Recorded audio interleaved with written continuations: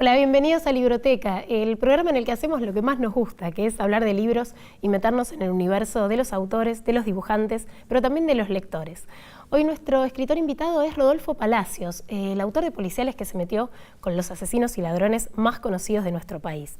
Como siempre tenemos la sección Chicos que leen, en donde los más chicos comparten sus lecturas. Nos metemos en el estudio de trabajo de la dibujante Delius y en Mundo Lector los seguidores del programa vienen de este lado de la pantalla para recomendarnos sus libros preferidos. Arrancamos el programa de hoy con un actor, director y dramaturgo que además es traductor de alemán y un gran lector. Es fanático de las novelas históricas y nos trae desde un libro sobre el almirante Guillermo Brown hasta un clásico de la literatura alemana. Con ustedes, Carlos Caspar.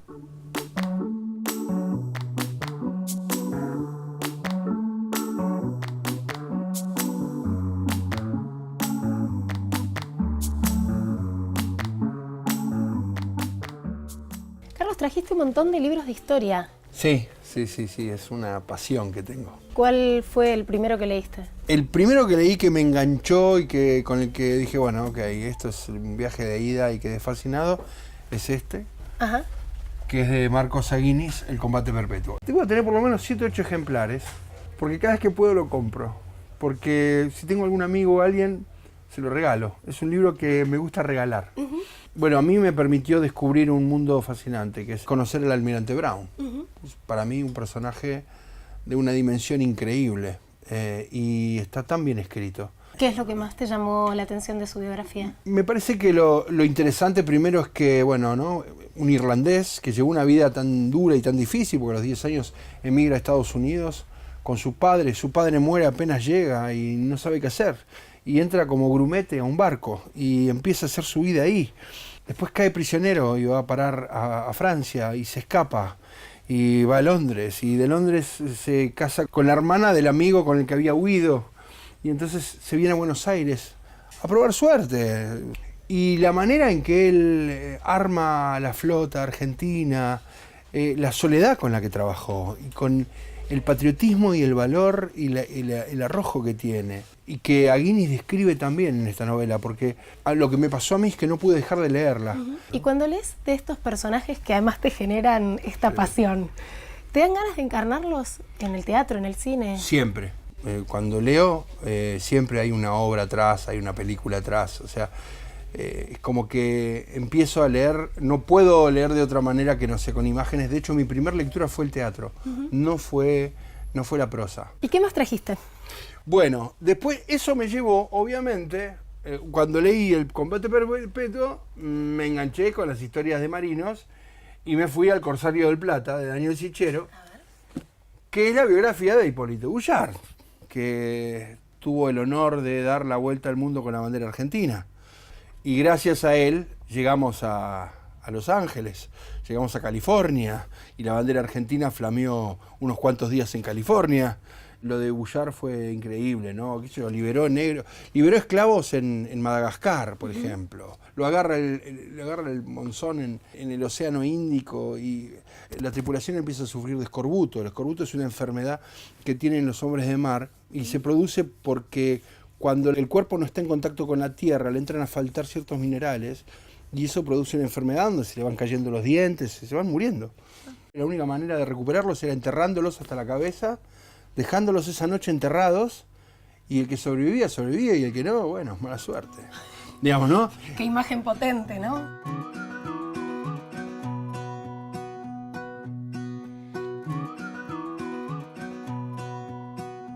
Vos además de actor sos traductor del alemán. Sí. ¿Trajiste libros en alemán? Traje un libro en alemán, sí, porque tiene que ver con muchas cosas, en realidad. ¿Cómo se pronuncia? Esto, Münchhausen, ¿no? Esto es ¿Y el autor? Erich Kästner. Este es el guión cinematográfico de la película que se hizo en 1942. Las aventuras del barón Münchhausen. Münchhausen es como si algunos lo consideran el Quijote alemán. Es un varón que realmente existió. Estamos hablando del siglo XVIII, ¿sí? Entonces se empezaron a armar como muchas historias alrededor de este personaje, que son todas historias muy fabuladoras, como que estaba montado en una bala de cañón. Muy épicas, demasiado tal vez. Sí, aparte que no resisten las leyes de la física, porque está cayendo en una ciénaga con el caballo, se tira de la trenza y sale. Esas cosas que tienen estas historias donde él de pronto agarra un caballo marino y va por debajo del mar durante días, y, ¿no? Y es de pronto tomado por una ballena y toma su rapé, la ballena estornuda y sale, digamos, ¿no? Bueno, los Monty Python hicieron una versión cinematográfica también. Esta es la versión cinematográfica del año 42. En el año 42 los estudios alemanes, UFA, cumplían 25 años, entonces obviamente los nazis que en ese momento estaban en el poder, dicen, bueno, tenemos que tirar la casa por la ventana, tenemos que mostrarle al mundo que nuestro cine está al nivel del Ladrón de Bagdad de los ingleses, que en ese momento se había estrenado, o del Technicolor de los norteamericanos con El Mago de Oz. Entonces nosotros vamos a hacer una historia bien alemana, vamos a hacer Münchhausen. Bueno, entonces Hitler le encomienda a Goebbels armar un reparto. Obviamente, te imaginarás que el reparto se arma con todos actores que eran del partido. Claro. Entonces Hitler dice, no, yo quiero que la protagonice Hans Albers. Pero Hans Albers no es del partido, a mí no me importa que la protagonice él. Entonces lo llaman a Hans Albers. Y Hans Albers dice, sí, ok, yo la protagonizo, pero si el libro lo escribe Erich Kästner. A Erich Kästner le habían quemado los libros en la noche de la quema de libros. Bueno, entonces Hitler dice, no, está bien, pero que lo firme con seudónimo. Entonces vos tenés una película que supuestamente, emblema del cine alemán de ese momento, bajo un régimen terrible y siniestro como era el régimen nazi, protagonizada por uno que no comulgaba con ellos y escrita por otro que tampoco lo comulgaba con ellos. Me pareció que fue como un pequeño acto de resistencia.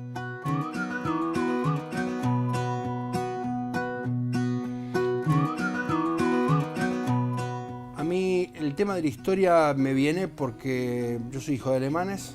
Mi abuelo cayó en el frente ruso, mamá tenía 2 años, mi abuelo y mi madre quedaron solas, pasaron la guerra, cayeron prisioneras de los rusos, primero de los polacos, después de los rusos, después estuvieron en Alemania Oriental y después se escaparon de Alemania Oriental y de Alemania Occidental se vinieron para acá. Wow. Entonces se me abrieron muchos interrogantes. Yo tenía 5 años, veía combate y veía que los alemanes que eran monstruos terribles, horribles y malvados. Y mi abuelo de pronto aparecía en las fotos como soldado alemán y se me llenó la cabeza. Claro, ¿cómo empatar esa imagen, no? Tuve profesores, yo estuve en un colegio alemán con profesores alemanes. Tuvimos un profesor que me marcó muchísimo. Un día vino medio enojado, profesor de historia, estábamos en 2.º año, 14 años teníamos. Estábamos viendo Monarquías de Europa. Dijo, vamos a la sala de proyecciones. Dijo, vamos a una película, qué bueno. Vamos abajo, el tipo estaba muy serio. Me dijo, les pido por favor que vean esta película y después hablamos, no pregunten nada. Y nos mostraron un documental sobre el Holocausto que fue terrible, terrible. Y nos quedamos todos así. Bueno, hablamos sobre el tema y nos dijo, esto pasó, esto ocurrió, esto fue real. Y ustedes tienen obligación como hijos de alemanes de que esto no vuelva a suceder nunca más. Así que si alguno viene y les dice que esto no existió, que esto fue mentira, que es un invento, dicen que se calle la boca. Porque esto pasó y esto no tiene que volver a pasar.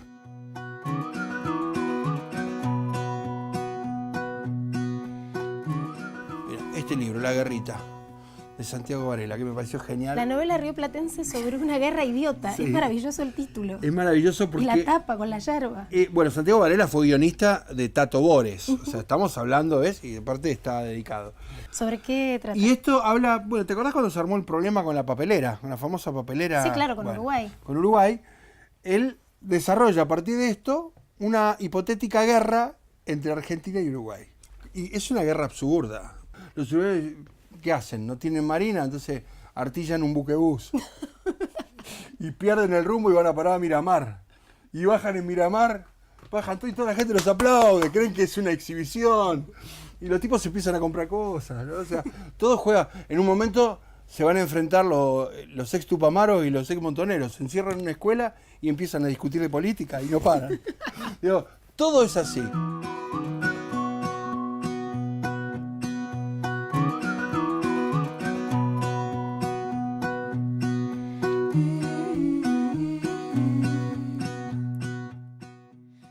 Llegó el momento de mi sección preferida del programa, Chicos que leen, que grabamos con alumnos de la escuela número 15 del barrio de Coglan.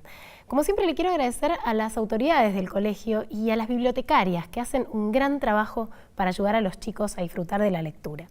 Hoy conocemos a Malena, una fanática de las historias de aventuras, que además ya se está animando a escribir sus propios textos. No se la pierdan.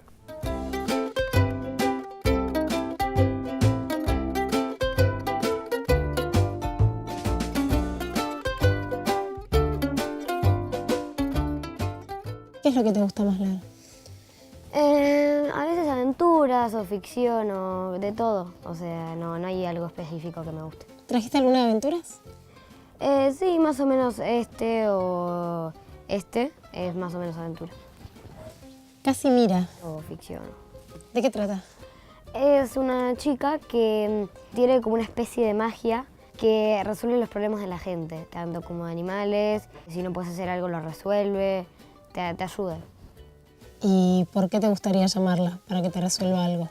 No sé, a veces cuando estoy aburrida de la escuela me podrá resolver que me interese más o algo así. Un poco más de concentración te daría. Y si pudieras tener un superpoder, ¿cuál te gustaría tener? No sé, me gustaría para hacer como más travesuras sin invisibilidad.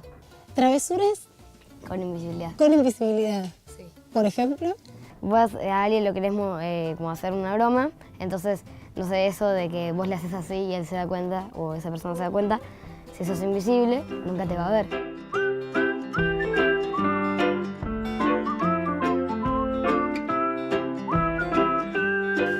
y ahora claro que no es fácil, de Silvia Brown. ¿De qué trata? Trata de un chico que tiene 14 años y hay muchos capítulos que en realidad no hablan de lo básico, dicen que lo típico de un chico que está en secundaria, que tiene novia, que a veces le sacaban scratches para Facebook y todas esas cosas. ¿Qué son scratches para Facebook? Es como cuando te sacan una foto, pero cuando vos no te estás dando cuenta, es como que no sonreís, es como que estás así, te sacan una foto. Acá está, me escracharon mal en el Face. Sí, esa es la parte. Ah, mirá, está reproducido Sí. como si fuera la pantalla de Facebook. Sí. ¿Te gustan cuando aparecen estos guiños con las tecnologías en los libros de papel? Ah, sí, que están como así, o ponen la X y la D, y sí, está buena. ¿Lees el libro electrónico? A veces, porque hay una aplicación que se llama Wattpad, que ahí vos podés bajar los libros que quieras. Y yo leí algunos porque hay muchísimos y hay novelas, hay de todo lo que quieras. ¿Te gusta escribir? Sí, a veces escribí, pero que tengo impresora y porque yo antes en mi escuela anterior lo hacía y se lo dejaba a la bibliotecaria y ella lo leía y todo. Obviamente no era como así, era como los papeles y escribía un poco más o menos como así, no sé mucho. Pero lo escribía y eran historias así como, no novelas tan largas, pero era algo que tenía con capítulos o poesía y todas esas cosas, que me gusta. Bueno, seguirás escribiendo. Sí. Ya te leeremos, ¿quién te dice? Y después trajiste... ¿Quieres ser una princesa? Sí, tiene 12 finales. Ah, es como un elige tu propia aventura. Claro. Elige el final de tu historia. Ah, sí. Se trata de que la chica entra a un probador para comprarse ropa para una fiesta con la amiga y los que atendían eran como muy raros, tenían una vestimenta rara y eso, y entraba como en un mundo diferente, en el que vos tenían que elegir sus caminos para qué final quería ir. Si querés seguir por este camino, vas a la página tal. Si vos querés no continuar, pero seguir con la historia de tal cosa, andá a esta página. Mi favorito es uno que ella podía hacer lo que quiera, estudiar lo que quiera, sin tener que estar preocupada por nada. Tenía muchísima más libertad en ese Claro, mundo. y había uno que no me gustaba, que era el más típico, el que se casaba con un príncipe, que es el que para mí le pusieron menos esfuerzo, porque se casaba con un príncipe y listo, o sea, no era la gran cosa.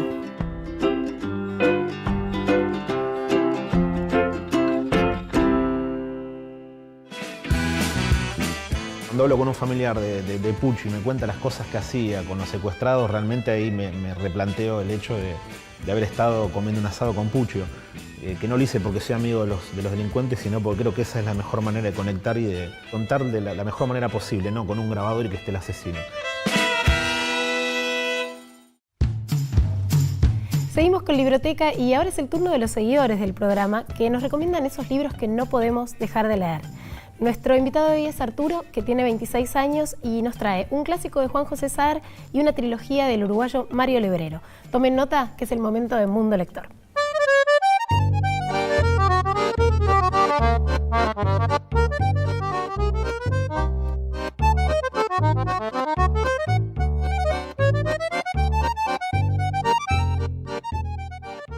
Mi sección favorita de biblioteca son las entrevistas. La verdad que están todas muy buenas y son autores que no son muy accesibles, la verdad. Es muy difícil encontrar entrevistas de los contemporáneos. Aprendí mucho con la de Beatriz Sarlo, Beatriz Arlo es una crítica enorme y de hecho, uno de los libros que yo conocí por Beatriz Arlo es a Saer. Yo ya había leído Cicatrices, no me había gustado, lo había descartado, y escuchando cómo habla Beatriz de Saer, tuve que leerlo de vuelta y ahora soy fan, tengo todos. Traje El Entenado, de Juan José Saer. Para mí Saer es un escritor fundamental y que debería ser mucho más conocido de lo que yo siento que es. Porque si Maradona es Borges, este hombre es Messi. Un anciano de 60 años escribe la experiencia fundamental de su vida. Cuando él era chico, tratando de darle un cambio a su vida, se sube a una de las expediciones que hacían al Río de la Plata los españoles y es captado por los indios colastines. Se lo llevan y él durante 10 años no habla. No habla con ellos porque no lo entienden y ellos no le hablan a él tampoco. Entonces el libro es este relato que él escribe ya siendo grande de lo que él considera es el ayer fundamental en su vida. Esta fue la experiencia que lo marcó y de la que no se pudo ir nunca. Lo que más me gusta del libro es que es imposible dejar de leer, pero a la vez si se lee muy rápido, uno tiene un sentimiento de culpa, porque está tan bien escrito que cuando uno avanza quiere volver sobre el párrafo, porque se nota que Saer es, aparte de escritor, él fue profesor de cine y es un gran poeta. Entonces cada palabra está escogida precisa. Mario Lebrero, La trilogía involuntaria. Este es un hallazgo, son novelas que fueron durante muchos años imposibles de conseguir. Lebrero es un autor muy poco leído, que tuvo la mala fortuna de escribir en la época que escribieron otros que son más conocidos. Él es contemporáneo de Cortázar y de todo el boom del siglo XX. Esta trilogía son 3 novelas que comparten un universo muy kafkiano, eso es lo interesante. Son personajes que se levantan y no saben dónde están, que van a hacer los más simples trámites y no los pueden terminar por una irrupción de la fantasía. Pero asimismo, Lebrero, si a él se lo preguntaran, él te diría que no es fantasía, porque la arcilla con la que él escribe es su percepción interior. Entonces, lo que él considera que es esto es realismo introspectivo. Rodolfo Palacios nació en Mar del Plata y a los 18 años empezó en esa ciudad su carrera como periodista. Pasó por varias redacciones y tiempo después decidió meterse de lleno en la historia de algunos de los asesinos más famosos y siniestros de nuestro país, entre ellos Barreda, Robledo Puch y el Clan Pucho. En la primera parte de la entrevista conversamos sobre la diferencia entre el periodismo policial y lo que él llama periodismo delincuencial. También habla de su relación con Barreda y de su libro Sin armas ni rencores, donde cuenta el mítico robo al Banco Río. Con ustedes, Rodolfo Palacios.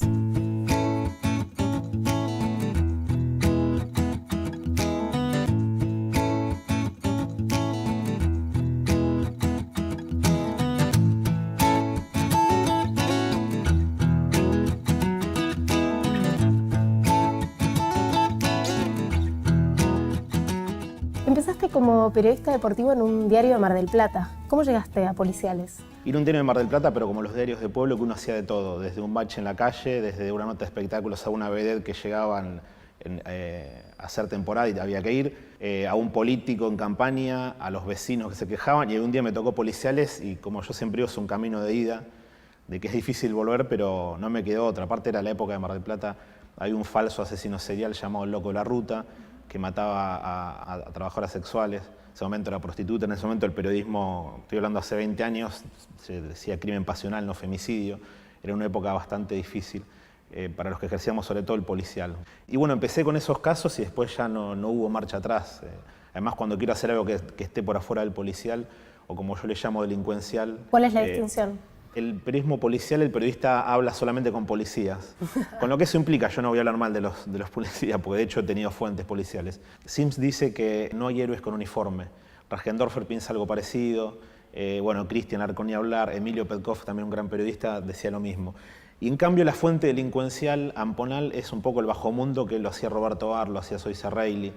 Y hasta Enrique Sdrech, y es un poco estar en el mundo del AMPA y ahí surgen la mayor cantidad de las historias. Si tenés que elegir hablar con alguno, elegí siempre hablar con el asesino y no con aquellos afectados. Me pasa algo que no es que me quiera hacer el sensible, porque yo siempre digo que el periodista policial, he estado en redacciones donde no había página en blanco y había un accidente, murió alguien y decía, uy, qué bueno, tenemos nota. Te vuelven esa insensibilidad, esa frialdad a la hora de escribir. Yo lo que veo en mis libros no es que el tipo me está diciendo cómo mata todo el tiempo, sino lo que trato de ver es la deconstrucción del asesino. tratar de llegar a esa persona que alguna vez fue. Sí, es como el lado B. El lado B. Entonces, cuando hablo con un familiar de Pucci y me cuenta las cosas que hacía con los secuestrados, realmente ahí me replanteo el hecho de haber estado comiendo un asado con Puccio. Que no lo hice porque soy amigo de los delincuentes, sino porque creo que esa es la mejor manera de conectar y de contar de la mejor manera posible, no con un grabador y que esté el asesino, sino verlo en su hábitat, yo ser como invisible, escucharlo, observarlo, y bueno, después tratar de escribir y a la vez traicionar al asesino. ¿Por qué decís traicionar al asesino? Y el hecho de que el libro de Barreda llame Conchita es una traición de la que me hago cargo absolutamente. ¿Él no sabía que se iba a llamar así? No, porque tengamos en cuenta que Conchita es la palabra que él usa para victimizarse y que en esa época decían, aún hay personas que lo siguen diciendo, los hombres sobre todo, dice, che, bueno, pero le decían Conchita, hay que estar en esa circunstancia, lo humillaba a la familia. Yo creo que Barreda es el gran relato que él creó que le decían Conchita. Cuando yo voy a los encuentros con él, que son 10 encuentros en los que había cierta intimidad, y en el silencio, en esas actitudes, es donde más aparecía el Barreda maltratador, que en un momento llama a Chochán a su por entonces mujer, que era Berta, el desprecio por la mujer. Hay algo que me llamó la atención, que es que arrancás el libro dándole una importancia muy cardinal a esa palabra, al Conchita, que le decían. ¿Es algo que se pudo verificar que efectivamente le decían así? No hay pruebas porque era lo que ocurre siempre, entre cuatro paredes, es muy difícil saber, y los testigos las mató a todas, a su mujer, a sus 2 hijas y a su suegra. Lo que yo creo es que él inventó, que él se le había puesto en la cabeza matarlas, que había un plan que no fue noción violenta porque le dijeron, che, Conchita, que quería matarlas y de hecho esperó un domingo porque ellas estaban todas juntas, lo hizo de manera automática, digo, es una escopeta, la recargaba, en un momento un perito dice las mató como si fueran patitos de feria. Yo creo que Barreda es muy inteligente y fue capaz de inventar esa palabra al mismo modo que él le dijo Chochana a su segunda mujer. Me parece que eso lo creó Barreda y es uno de los pocos asesinos que conocí que al matar sintió liberación, como si matara a todos sus fantasmas. Y hasta te podría decir que logró vivir una segunda vida y todavía lo logra porque camina por La Plata. Increíblemente hay gente que lo saluda, que le pide autógrafos, Sí, eso no me solo llamó hombres, sino también poderosamente mujeres. la atención, que haya gente que le diga maestro, firmar un autógrafo, que se saquen fotos. Y a mí también me interesó retratar todo eso, porque Barreda termina siendo un poco generando tantas cosas y la verdad me cuesta entender, pero nos refleja bastante como sociedad. Creo que cada asesinato, cada crimen, cada robo habla del momento en el que se está viviendo. El clan Puccio fue postdictadura, Robledo fue previo a la dictadura. El caso de Barreda fue en los 90, fue una década, ya sabemos lo que significó. Hoy un caso Barreda, estoy convencido que nos toma más preparados, mejor educados, después de Ni Una Menos. Que la reacción pública sería otra. Sí, pero sin embargo otra. las cosas que le dicen en la calle No, se las siguen sería diciendo otra, hoy. pero también esa reacción pública sería otra, pero hay mucha gente que por dentro sigue pensando, bueno, me lo dicen a mí, che, el tipo ese, yo lo banco. Hay muchos azapados que detrás de Ni Una Menos siguen pensando lo mismo.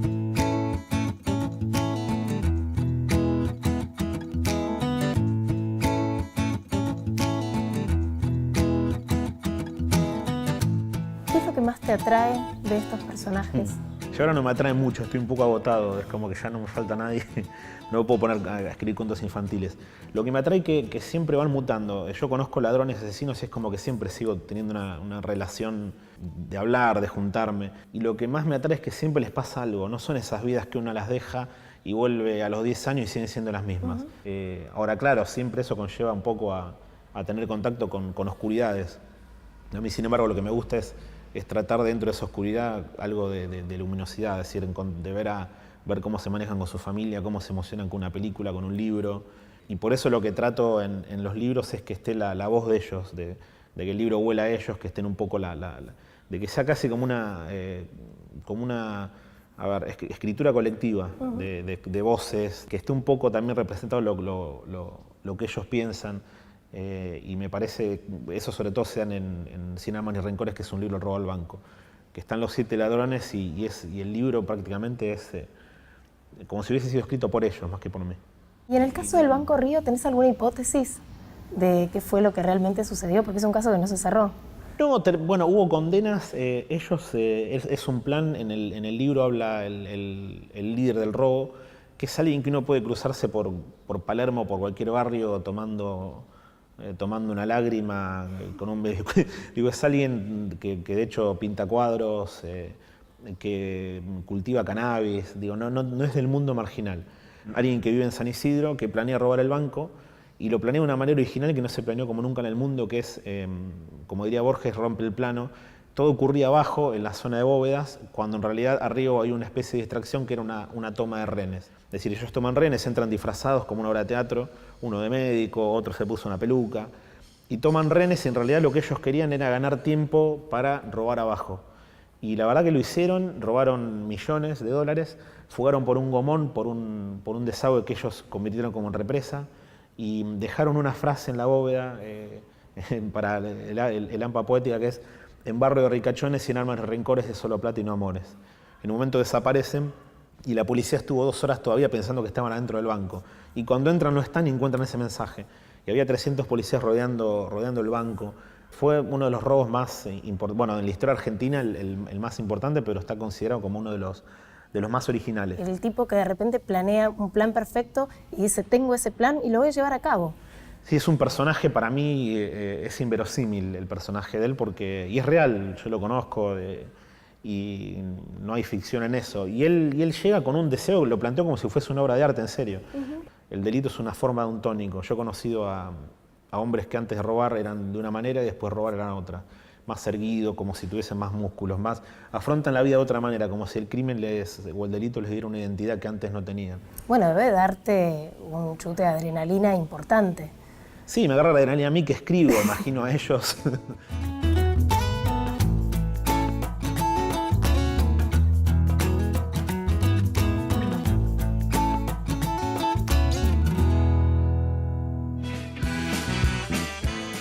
Yo cuando escribo, por ejemplo, no están detallados la manera de matar y esa cosa, yo detesto el charco de sangre y la víctima. No hay detalles morbosos. No me gusta y aparte me afecta mucho.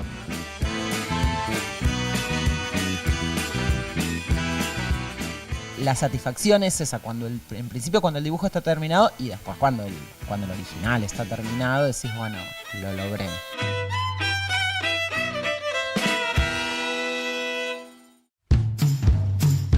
Rodolfo Palacios trabajó como periodista de policiales en los diarios Clarín y Perfil y también en la revista Noticias.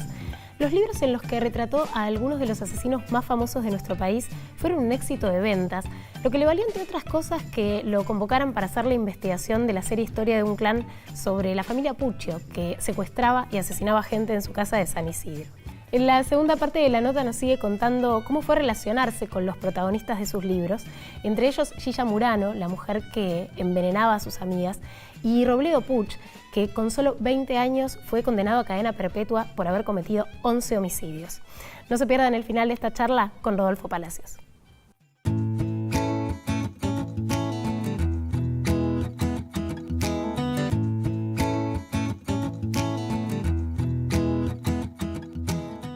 ¿Cómo viviste participar de la adaptación del Clan Puccio a la televisión, que además fue un súper éxito? Aprendí muchísimo, sobre todo trabajar con Luis Ortega y Pablo Ramos, que fue en la miniserie, y me fascinó porque lo que tiene la ficción a veces lleva más a la verdad que la no ficción.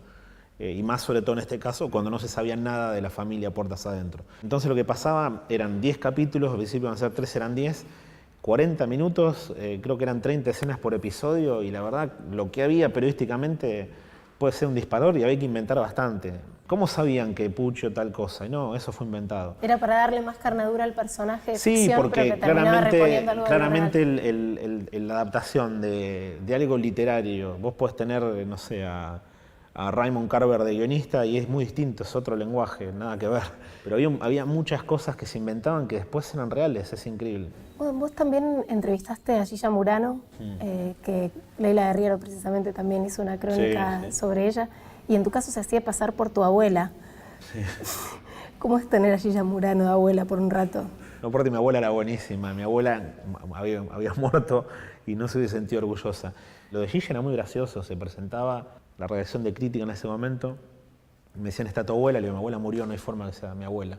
Y aparecía ella y Gilla Murano era casi una actriz, era impresionante. Y yo encima me la cruzaba, iba al médico y me la cruzaba en el médico, iba caminando y me la cruzaba. ¡Qué miedo! Pero era parte de la vergüenza que la gente me viera. Pero sí, lo de Gilla Murano fue llamativo porque siempre me pasó que, digo, son todos hombres los que entrevisto. Claramente la mujer en el AMPA tiene un rol totalmente relegado, siempre es como Hay menos mujeres asesinas, ¿no? Hay menos. Justo Leila, por un libro que se llama Los malos, me pidió una mujer y yo pensé en Gilla y Leila dice, no, que sea una mujer que mantenga la maldad a lo largo de toda su vida. Digo, me estás pidiendo un chino, es imposible. Porque hay un Hitler, digo, siempre el malo es el hombre. Y justamente en el crimen la mujer es la que está toda la noche esperando, durmiendo, acampando en la cárcel para llevarle comida, se enamora del peor tipo, el tipo la maltrata y ella va, digo, es la mujer del AMPA estoy hablando. Y encontré una mujer, buscando creo que una nota en Tiempo Argentino, que decía, van a juicio 12 mujeres por lesa humanidad. Me pareció increíble, a ver. Y de las 12 había 10 que eran enfermeras que se han apropiado de hijos. Y encuentro 2 que una había muerto y una era Mirta Cucantón, que torturaba, increíble. Y descubro que torturaba, ella estando embarazada, torturaba embarazadas. Era lo más macabro y siniestro que me podía tocar hacer. Y le mandé una carta y me recibió. Y para mí fue como un viaje al infierno porque después de esa nota me desmayé cuando volví a Buenos Aires. Era en Córdoba, ella me presentó a Menéndez, que en su momento él consideraba a Videla más blando que él.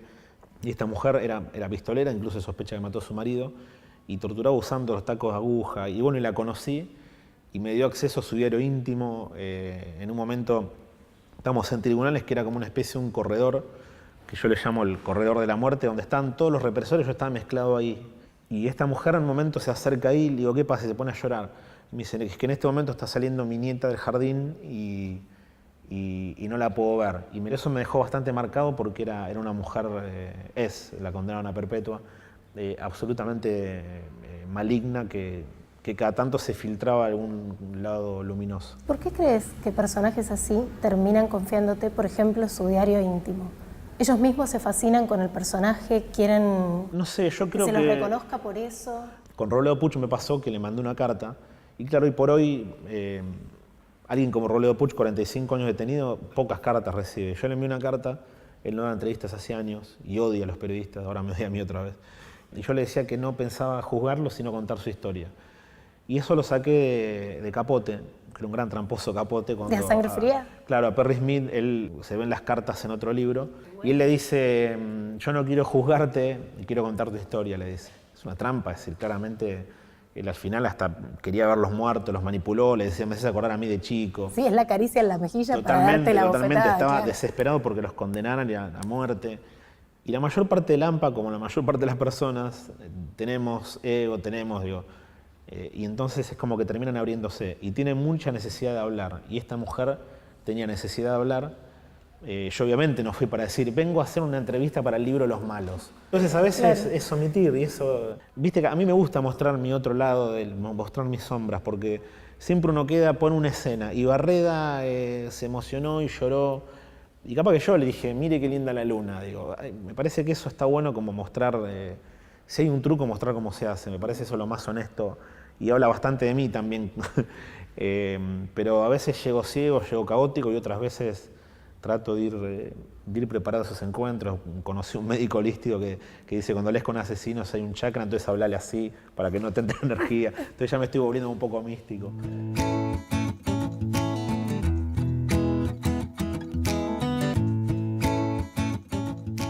¿Sentiste miedo alguna vez?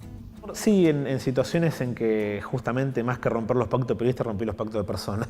El mayor miedo es o el temor o lo que perdura es eso viscoso que está en el aire, que es los encuentros con ellos, esa especie de densidad de oscuridad que atravesar oscuridades ajenas es difícil sin salir oscurecido y sin ver la propia oscuridad. Y eso es lo más complicado, pero a la vez a mí hundirme me sirve para escribir lo más cerca posible la verdad. De una verdad, hay muchas verdades. ¿Qué fue lo más difícil que te tocó contar? Una violación contada por la víctima. No, me costó escribirlo, era algo que no podía. ¿Una mujer, un varón? No, una mujer. Eso es lo más difícil. ¿No lo escribiste?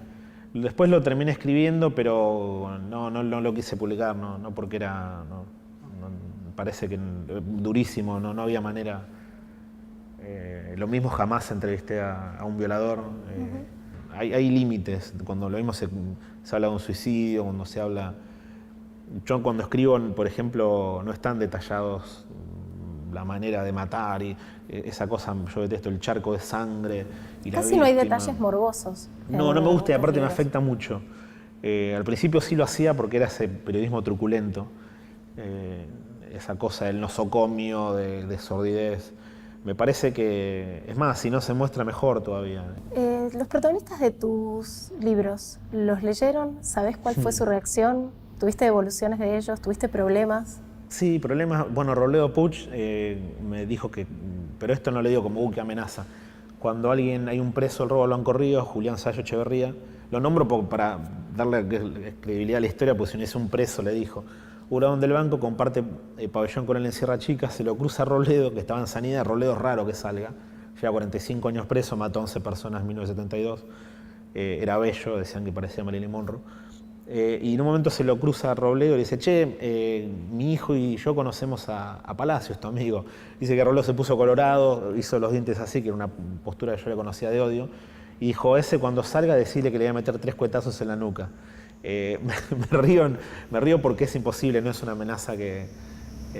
Es imposible porque tiene cadena perpetua. No, y tampoco, y está por salir igual. Miro porque él entraba por las claraboyas y no lo va a hacer. Y está por salir igual. ¿Y qué onda estar amenazado No, por... bueno, pero es Robledo más Puch? psicológica. Pero tengo otras amenazas. Pucho, cuando publiqué esa crónica, entre comillas, me dijo, si fuera otra época lo hubiese batido a duelo, pero se reía porque de Pucho se podía poner lo peor y él le encantaba. Tenía un ego gigante. Sacaba fotocopias de las notas que yo las hacía, las repartía en los vecinos. Y Barreda me pidió 2 libros y se los llevé. Y que cuento en el final del epílogo. Y cuando se los llevo, él me dice la verdad, me siento el cornudo de esta historia, porque se entera, me entera al final de todo. Y yo le digo, bueno, le llamo Conchita porque es la palabra que usted... Es injustificable, es injustificable. Y bueno, fui porque quería ver la reacción de él. Y al rato viene Berta, que justo habían pedido empanadas, y Barreda está diciendo, nuestra relación se rompió como un jarrón. Y bueno, bárbaro, genial. Y en un momento yo le digo, bueno, pero arranco el libro citando a Chaplin, como diciendo, tampoco te hago pelota. Y llega a las empanadas y Barreda dice, bueno, nunca más, no sé qué, esto que lo otro, bueno, bárbaro. Y Berta se pone a llorar, ¿qué pasó, pobre Berta? Dice, ¿qué pasó? Y Barreda se va caminando, no le dice nada, agarra las empanadas ella. Y se van los dos caminando y Barreda con un paraguas porque llovía. Y yo sentí una especie de alivio y salí caminando y llovía y metí en una pizzería, me acuerdo, relajarme, dije, bueno, ya está. Y ahí fue el epílogo del libro, fue ese, me sirvió como epílogo.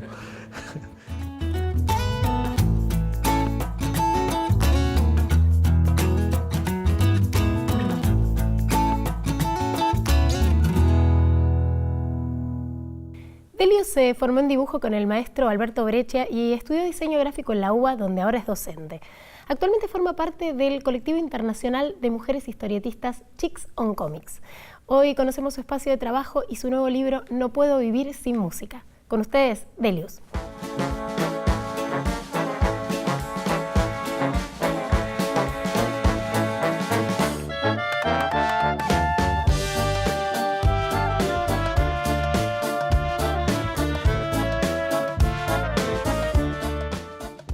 Vengo de una familia de artistas, mi mamá es ceramista, papá es actor, mi abuelo diseñaba muebles antiguos.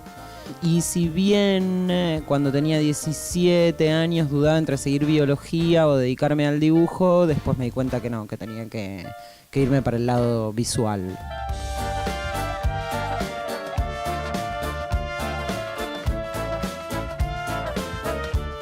Delius me lo empezaron a decir mis amigos del tripero. Yo al principio firmaba con mi nombre de mi documento, pero después me pareció más corto, más lindo, me identificaba más. Me parecía además como que no sabía si era hombre o mujer. Re loco eso. Y entonces dije, bueno, voy a ir con este.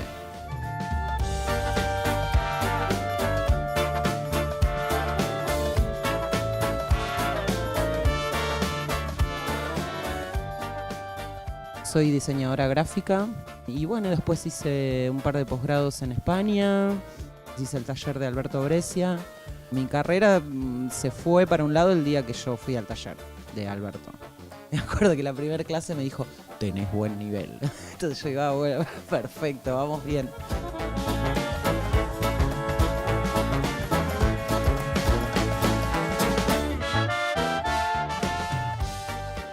Tengo toda una influencia muy grande, me parece, de científicos naturalistas.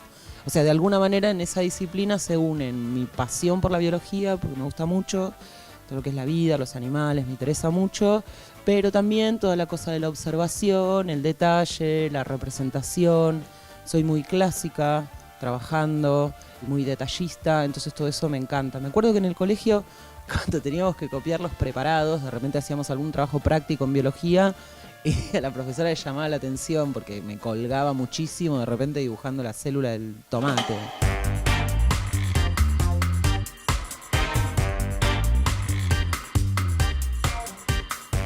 Cuando trabajo sobre papel blanco, trabajo en un buen papel, trabajo sobre chambril de 240 gramos. Me permite dibujarlo, borrarlo, entintarlo, lo máximo ese papel, me encanta. Y después, cuando trabajo sobre papel como de color, utilizo un Canson que el color se llama vainilla, que es un amarillo clarito, que es el mismo tono que tienen los cuadernos Moleskine. Trabajo con lápiz que utilizo, hago línea muy finita, entonces laburo con lápices 0,5 y luego trabajo con lápices arriba, lápices blandos de colores y afumo y hago los degradados y bueno, las sombras, las luces.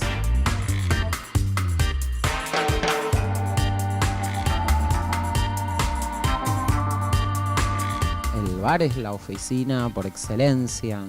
Está buenísimo porque no tenés internet, no hay nadie que te moleste, no tenés heladera, no tenés ningún tipo de distracción de nada. Entonces te enfocás y ya a los 5 minutos estás adentro del trabajo, navegando y resolvés mucho. Llevo siempre una libretita chiquita en la cartera porque me gusta tomar apuntes y dibujar cositas.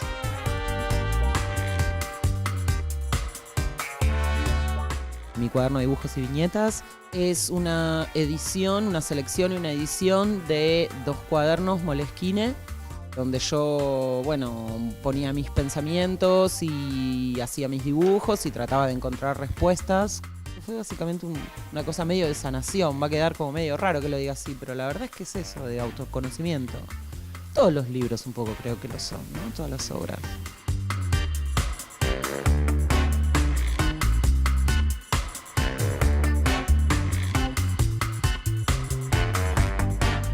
No puedo vivir sin música.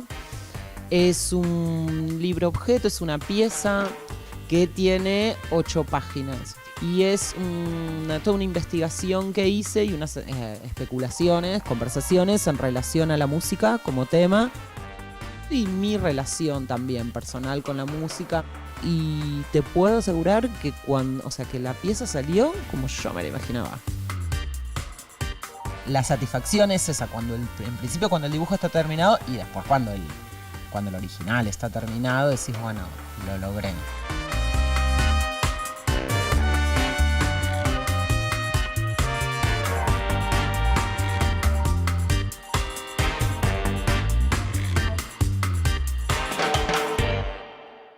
Llegamos al final de Libroteca y hoy traje para recomendarles Estrella Distante de Roberto Bolaño, una de mis novelas preferidas de este escritor chileno. Es la historia de un joven que se infiltra en talleres de poesía cuando todavía Allende era el presidente de Chile y cuando llega el golpe militar se encarga de asesinar a buena parte de sus compañeros, especialmente a sus compañeras, a las poetisas. Así arranca la novela. Ya con la dictadura de Pinochet instalada, el mismo joven vuelve a aparecer públicamente, pero esta vez como militar y con otro nombre. Es un oficial de la Fuerza Aérea bastante particular, que tiene aspiraciones artísticas y que escribe poesía con el humo de los aviones en el cielo, que es como esas publicidades de playa, pero haciendo lo que él llama acciones poéticas. Bolaño asocia en un mismo movimiento 2 cosas que parecerían estar en las antípodas: la poesía y los crímenes de lesa humanidad. porque el protagonista en esas supuestas poesías que escribe en el cielo alude a las mujeres que asesinó y a otros muchos desaparecidos. Usa esos versos para burlarse de sus crímenes, porque uno de sus manifiestos estéticos es probar que la dictadura y el arte de vanguardia podían ir de la mano. Los versos que escribe en el cielo son del estilo de: la muerte es amistad, la muerte es responsabilidad, la muerte es Chile, la muerte es limpieza. Todas máximas que les van a sonar muy familiares a los que hayan leído 1984 de Orwell, con aquellas frases de la guerra es paz o la esclavitud es libertad. El libro se lee en 2 días y llegando al final se convierte en un gran policial que tiene el impacto de un puñetazo en el medio de la cara. Es una novela fuerte, escrita por una de las mejores plumas que dio la narrativa latinoamericana del siglo XX. Se llama Estrella Distante, de Roberto Bolaño, y lo publicó Anagrama. Ahora sí, llegamos al final del programa. Espero que se hayan tentado con las recomendaciones y si quieren ver programas anteriores pueden entrar al YouTube del Canal de la Ciudad. Nosotros nos volvemos a encontrar la semana que viene con más Libroteca.